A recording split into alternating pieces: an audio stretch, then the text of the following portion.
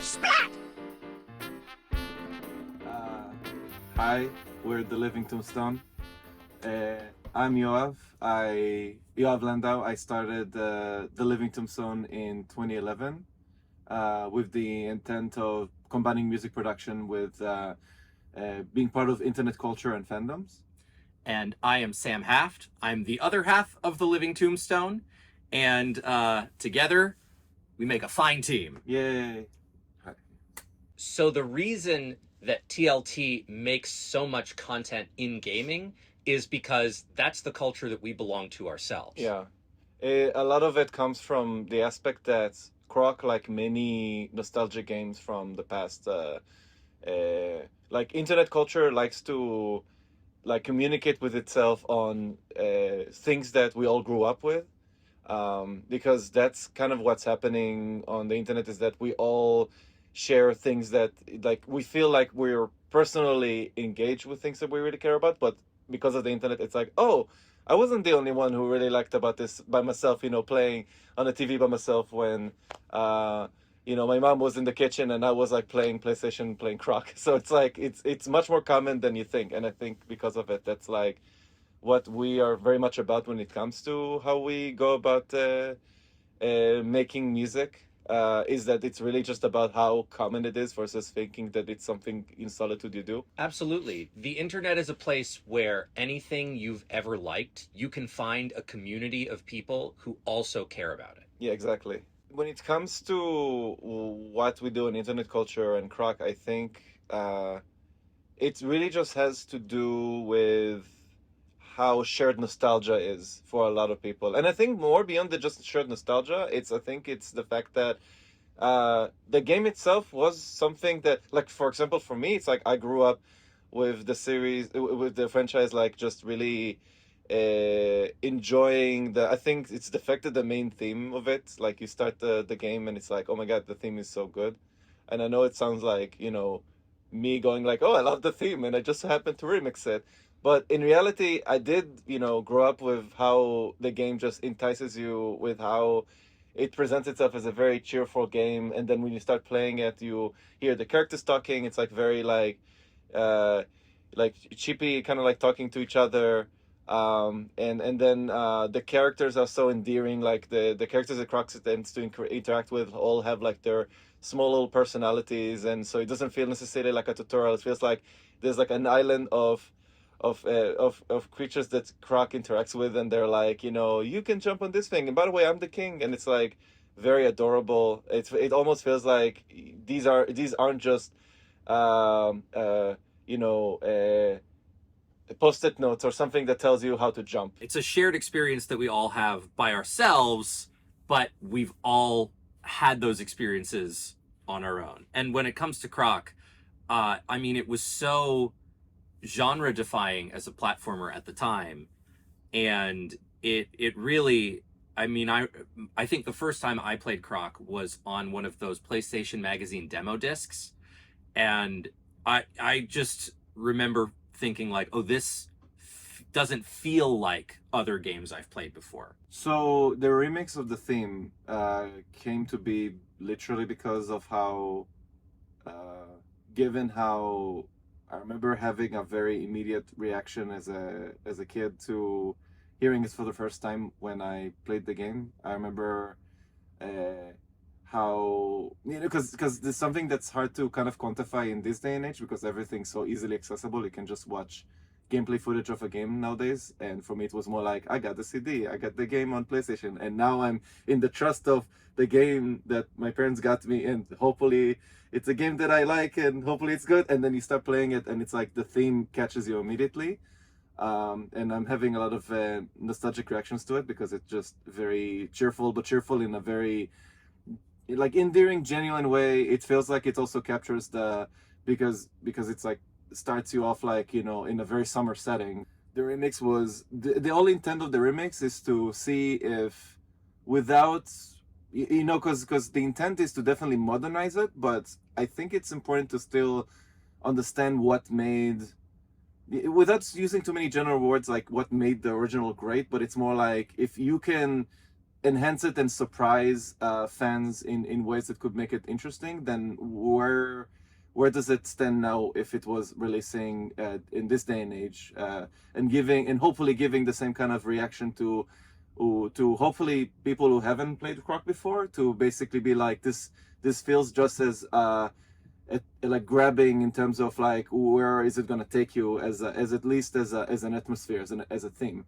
So there's more new elements added to it, more stuff that's like more common in like modern electronic music genres that exist these days, without like taking away from why this was nice, that it was simple and cool in the way that it has been done. So so hopefully with how I went about it, it doesn't take away from what or the original fans wanted. Because nostalgia is such a strong thing, it's really difficult to, you know, appease people who grew up with it and now they're back to it and they hear like a new version of it. Is that you don't want to take away from what they love from the original. And hopefully I've done a good job. But again, I am like the nostalgic fans of the game. I want this to be something that people get to discover again, or discover for the first time, and love what the remix stands for as a theme.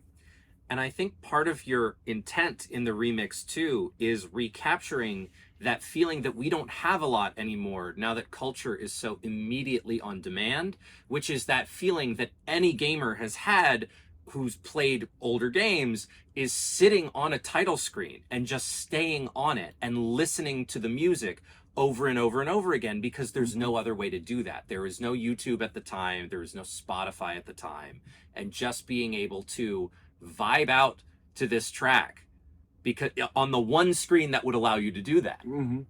With nostalgia, with or without it, like admit that there are parts of Croc that did feel really interesting in terms of how it engaged with you atmospherically. So for example, I remember really liking the cave levels because of how rarely does a game know how to make you feel so like this kind of like sense of wonder with how it accomplishes different stuff, like the fact that the reverb of the PlayStation did a really good job of making the cave feel like a cave that you get to explore in. And then you have like the fog, the you know, like how the PlayStation can render certain distance, so it says, okay, now there's a fog in there. So all these different elements help these kind of levels make you really feel like you're there despite the limitations of what it was and how it came to be. So I think like in terms of modernizing stuff, it's like the game already had really good foundations, and now you just get to show people that the fundamentals themselves don't need to change. What it needs to what can change now is a modern game is the graphics, the sound, the way the game like plays in some capacity. I'm sure that there's people who would love more accessibility in some retrospect. You know, these are all things that you just, you know, if you had the potential to look back and say things are working great and let's leave it the way they are, versus, you know, the improvements you can make now because of modern game development. I think that's like a really cool thing. And to tie it a bit to the approach to the remix, it's the same thing. There's fundamentals that really work for the theme that I wanted to keep the way it is. And there's parts of it that I knew that if that was there or this was there, it would have made it a more interesting theme. But in no way the intent is to replace all of it, or to say that this is now a different genre. The intent is, I like the fundamentals of it because it is a really good theme song, and let's lift it up because it can be very interesting if it's made now. I think in a lot of ways, the challenge of a remake and a remaster, and to the same degree, a challenge of you remixing the theme, is to try and make the modern version true to not what the old version was, but to what the old version feels like when you remember it. I think about that with movies a lot, where there will be a movie that I loved as a teenager, and revisiting it unchanged from when I was a teenager, I think, oh no, that's not the thing that I remember liking so much. And I think that is, that is the most interesting thing about a remake, is being true to the spirit of something more than being true to the exact technical specificity of everything that it was. Right. It's like saying that because there were like, because sure, movies, because again, movies done back in the day had like technical limitations. You couldn't like do this or that. So to assume that because technical limitations are the reason the movie is bad is to ignore what the movie it was about when it comes to its very core of it being something that you grew up with and loved. Because it's like because anything can just look better because you can improve it technically, but you need to always rely on this was special for a reason, regardless of how it made you feel at the time. And I'm sure that, like, you know, the example of characters made on the PlayStation that had way fewer polygons, it's like that didn't really matter. The game was good, and if improving it technically doesn't necessarily improve the game, then you're kind of missing the point of why it was a good game. And you're already, to a degree, you're remastering it in your head when you remember it using the most sophisticated rendering engine that exists. Exactly, yeah. What's so exciting about a remake is that you can approach people who have fond memories of the original, but you can also approach people for whom the original came out long before they were playing games and is the exact type of game that is completely up their alley. And there are literally billions more active gamers now than there were when Croc came out. Oh, 100%. And a lot of gamers who, and I feel actually that's something that I'm realizing in the landscape is that it's not always easy to find games that are in this kind of like, you know, I guess you could say cutesy caliber, because it's not often an easy game to produce these days. And I think this has to do with the factor of nostalgia and the PlayStation games like having less to work with and imagine stuff around it. We both grew up with the game back when we were just you know, 8 years old, I guess. And so the fact that I know as someone who's in my current age, I would love to play more games like that. I think it's not just the nostalgia of it. There is something legitimately fun with how the mechanics work and the way it still feels like, even though it existed back then, that doesn't mean that there's still games that feel this way and act this way because of it. Because people are always trying to make themselves like, you know, different in that space. I feel like this existing still now would in and of itself feel like this is still new because of how this hasn't been tackled in the exact way because of the character design, gameplay, the world building. I think there's a lot of aspects to it that are just, you know, it could never be properly replicated because you can never, you know, again, you cannot just copy it. There's something very special to it. Absolutely. And even though games now are a lot more densely featured and have a very different standard of UI and UX and graphics, great game design is timeless.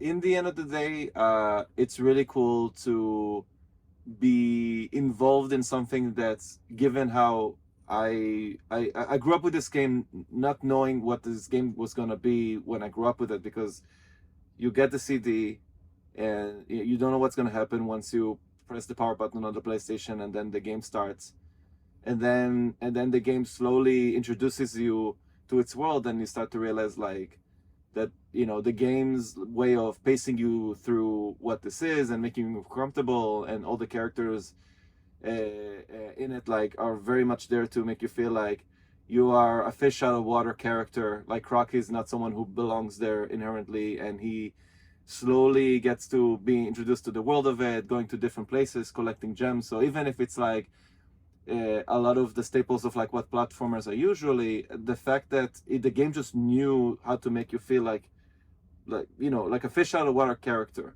Like you're much like the player, like just insert the CD and start to play it. You, the player, and Croc are basically starting from square one. You have no idea where you are, let alone why are you even a dinosaur who is jumping over things and collecting gems. But that doesn't matter. Like the idea is that you're not left out as a player to feel like you're in this world for the first time, like Croc is.